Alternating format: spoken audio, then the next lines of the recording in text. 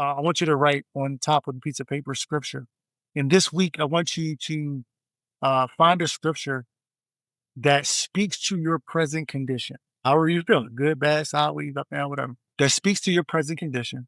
And I want you to find the precept in it. I want you to find the concept in it.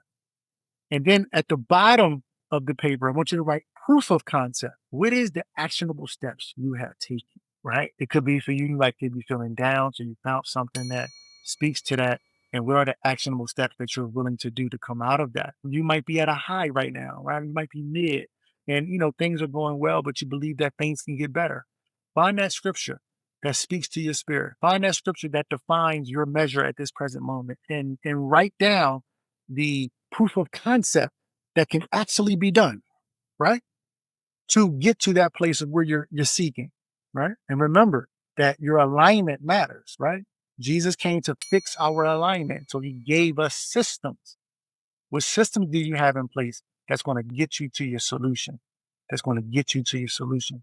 And when you have those solution, you now have fruit. So when someone comes with the same ailment that you were dealing with or something that is similar, now you got proof of concept and fruit to say, yo, check this out. I had to tweak this in my life. I had to change this, and that, because that's our foundation. We got to tweak some things to the foundation so we can continue to build our house, right? And build our life and build that out. All right. So any questions tonight? Any comments, concerns? Any scriptures you just want to bring back to your memory? So everybody good. Everybody got that. So next week, when I ask you, what was your proof of concept? What was your scripture? What precept did you pull out of that? What concept did you pull from that? We can talk about that, right? That's where we should be, right? We should be at a point where we're having these get-togethers and we get to explain to one another and bounce ideas off one another or bounce objective points about the word of God and the precepts and concepts of God. Mike.